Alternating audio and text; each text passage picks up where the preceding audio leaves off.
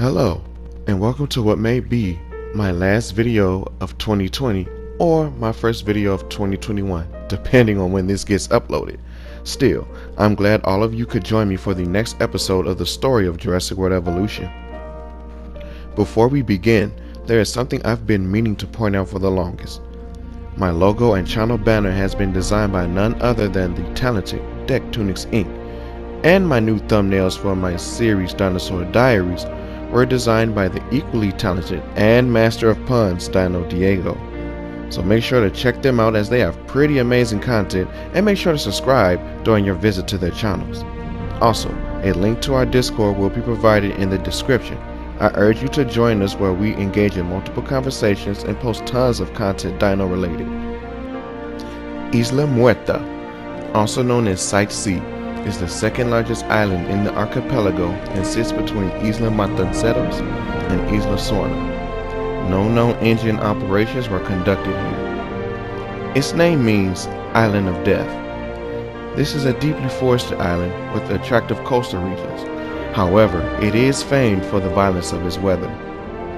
In the 1980s, the islands of the Muertas archipelago, including Isla Muerta, were purchased from the Costa Rican government by Engine in a 99-year lease, which also covered the neighboring Isla Nublar to the east.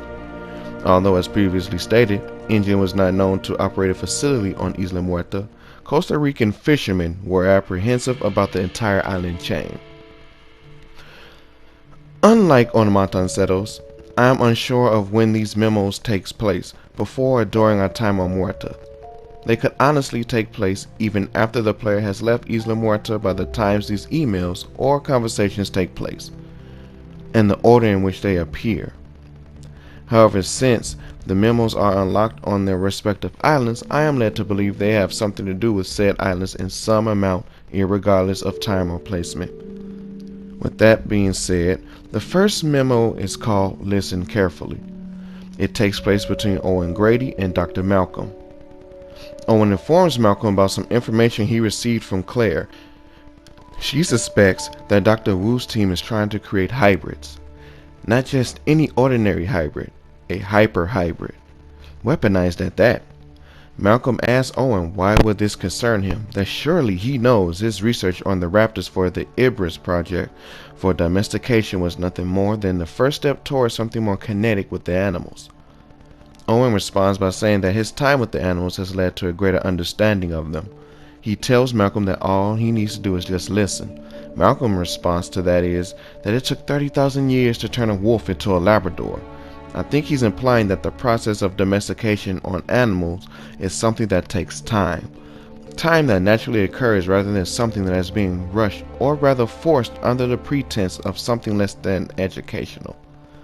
Meaning the domestication of the raptors were never meant for scientific or educational purposes, even if there was something to be learned from it.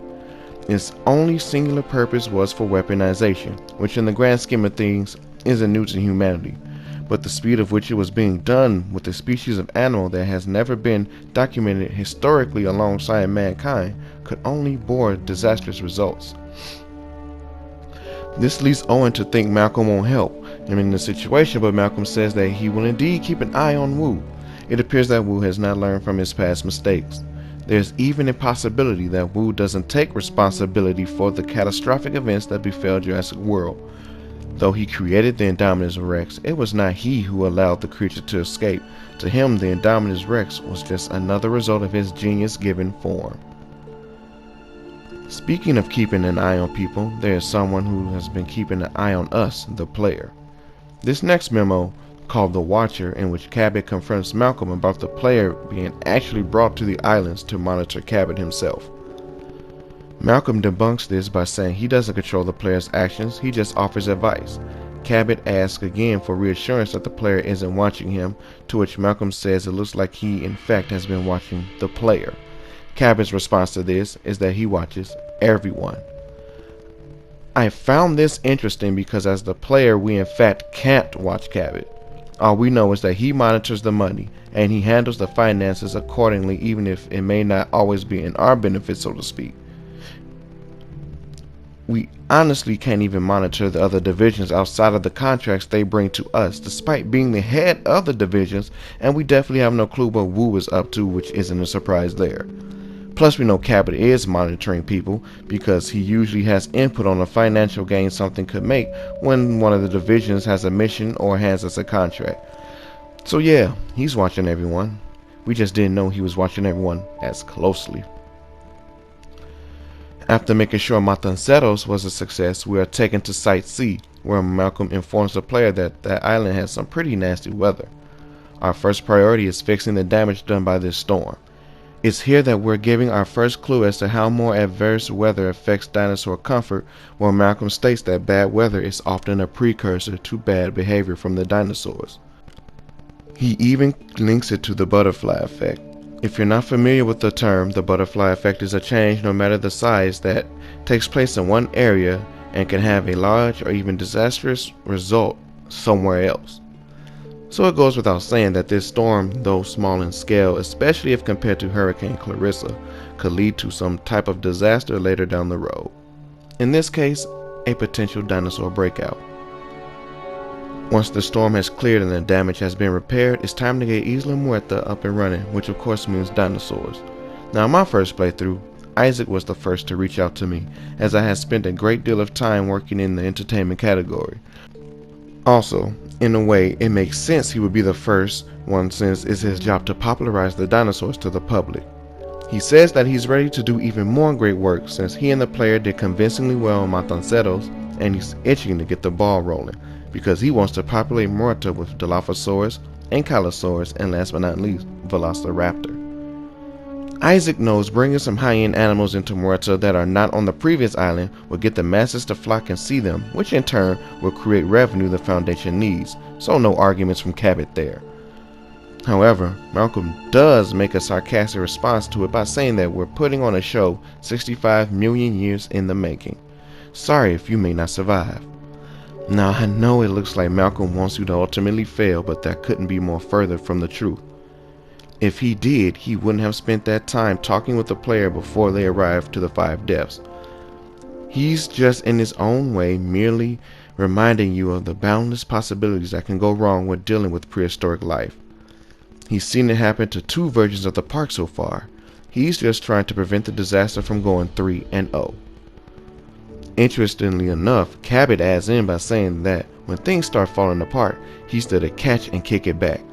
Possibly in reference to him bouncing back from the 2015 incident, or even having something to do with turning Jurassic Park into Jurassic World. It could also be both, and Cabot is just boasting that he can keep paleocuration a lucrative occupation. On that aside, it doesn't stop the power grid from going down suddenly, which could be part of the butterfly effect Malcolm mentioned earlier. Lambert confirms what some of us may have been thinking. Sabotage. But who could it be from? Biosyn at this point hasn't been mentioned since the return to Jurassic Park, although it may be implied by the contracts that task the player to sell dinosaurs to unknown clientele throughout the campaign of the game. This is furthermore backed by Isaac stating that while they have friends, their list of enemies is endless. So that further reinforces the fact that while these rival factions are not named, they are out there. Possibly even trying to recreate more accurate creatures from not just the Mesozoic, but the Paleozoic and Cenozoic as well. Lambert goes out to look into the situation, and it's up to the player to keep the newly introduced dinosaurs contained until power can be restored. Once the power is restored via fixing the damage done to one of the power stations, Wu chimes in almost out of nowhere, saying that they have enemies from various corporations and entities that seek the knowledge and technology that they possess. He even goes as far as to say that it's because people don't like him because they don't know the knowledge he knows. This leads me to believe that Wu is saying that rival companies are acting out of jealousy. In a way, Wu might not be wrong. With Engine having led the way in this new field of work, there will be those who are envious, but I also feel like Wu is once again tooting his own horn. Malcolm states that it's not about what Wu knows, but what he intends to do with the knowledge that concerns him. This is said within good reason too. In Jurassic Park film canon, since Wu was given such a minor role despite the bigger role he played in the novel, we as an audience never perceived him as a megalomaniac hell-bent on pioneering the way in innovation. So to many, his sudden shift in Jurassic World made him come off as arrogant. The only people who saw this change coming were the ones who read the novel and Wu's files on the backdoor website of Masrani Global, or the people who read Wu's files and were keen enough to pick up on this change, myself excluded. Now, with the sabotage done and over with and Lambert looking into the cause, it's time to get back on track. However, whilst doing so, the player is approached by Kajal. She expresses that she's glad the player has overcome Malcolm's reservations, which I'm assuming is about the dinosaurs and the park in general. While Kajal isn't sure if Malcolm is just being overly cautious or just waiting to say I told you so, me and her both agree that it's most likely just both. However, the reason for Kajal's sudden appearance is that there will be a new dinosaur coming to Isla Muerta. The only catch is that it is sick from some unknown disease. Kajal wants to know if there is any space for the animal, and if not, can one be made to house the creature. Once the player has made sure the proper arrangements are made, the okay to transport the dinosaur is given. It is here we find out that the dinosaur in question is a Diplodocus. While the animal nourishes itself, Kajal begins running diagnostics to determine the disease the animal is afflicted with. Lambert, being the head of security, is made aware of the animal's presence on the island. While he doesn't agree with moving it to a populated park, he does recognize that he was an ass in the first place, so his advice is to make sure it's properly quarantined as to not spread its disease. The disease in question turns out to be something called Cryptosporidium, a tiny parasite that can cause respiratory and diarrhea issues in dinosaurs. It is contracted by ingesting tainted water or foodstuffs and can be contagious and deadly if left untreated. Once the Science Division is able to synthesize a cure, the player gets a notification of yet another dinosaur on the way, another sick animal, this time a carnivore and a new addition to the 5 deaths, Metriacanthosaurus. Initially, I never gave it any thought as to where these animals came from. It's totally possible that they were created on Isla Sorna, as it's not too far south from Muerta. But given the state it's in when the player arrives there, I'm going to say it's rather unlikely. However, there are 2 other facilities that they may have come from where we learn that some testing has been going on. More on that when we cover them. The dinosaur is placed alongside the Diplodocus and given food and water as well. It also suffers from the same ailment as the sauropod, and thanks to a cure being crafted, it is quickly treated, preventing an epidemic. Kajal celebrates, exclaiming that not only can they bring dinosaurs back to life, they can bring them back to health as well, calling it a job well done. Still, it doesn't answer the question of where they came from and why they were sick. Also, Kajal's lack of surprise leads me to believe that she knew of the animal's creation and or arrival, and maybe even the sickness as well. Given the fact that both animals do not become available to the player until reaching Isla de Caño, I asked the question of, was the genome of these dinosaurs being hidden by the Science Division? Or is it similar to how we sell dinosaurs to companies and the sort? Was a purchase made for these 2 animals to expand the park's repertoire? Comment down below with your thoughts. I want to turn this into a discussion. Next, we are approached by the last of our division heads, George Lambert. He wants the player to do something rather risky. He wants a Velociraptor and a Dilophosaurus to share an enclosure together. Lambert says it will test the player's skills and will. By setting up an interaction with these 2 carnivores, he's literally trying to recreate a survival of the fittest situation. However, this situation will put the animals under stress, and Lambert seemingly needs to know how the player will handle said stress. This leads Malcolm to quickly interject that the lines are intentionally being crossed by instigating such actions, wanting to know what is there to gain from forcing the instinctual habits of hunting and killing.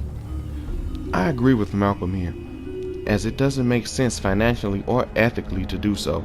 The amount of money that goes into resurrecting just one of these animals is quite expensive, so I could not support such a grievous misuse of the company's finances, especially when said company is still trying to bounce back from a major catastrophe by showing some semblance of competence. Still, The player moves forward and makes the arrangement for these two carnivores that when they are placed in a makeshift enclosure together, Lambert says it's time to let them fight and to have a forward posture from here on out. I'm guessing that means no turning back now, because what's done is done. Still, this is where it gets interesting. Dr. Wu then appears, saying that he and his people are in place to observe this interaction. Somehow Wu managed to convince Lambert to authorize this engagement by somehow convincing the player to do so as well. A debate between Malcolm and Wu begins where he states that this isn't an interaction, it's a slaughter. Wu counters with that he's simply enabling nature to take its course, and Malcolm counters that statement by saying that Wu is not enabling nature, he's manipulating it, and in doing so, the outcome of such actions is unknown. Wu says that he thought Malcolm liked the unknown, referring to the chaos theory, before saying to continue the test. This seems to tie back with what Owen brought to Malcolm's attention about Wu still continuing his research in the hybrids. Whatever he's up to, it has something to do with the Velociraptor. Once the dust is settled, Lambert says that Wu's team needs to study the winner of the outcome and that we need to keep them safe, meaning that the raptor had the potential to lose if the Dilo had been modified to be stronger. Cabot says that he was glad that he wasn't there to observe the duel before piecing out.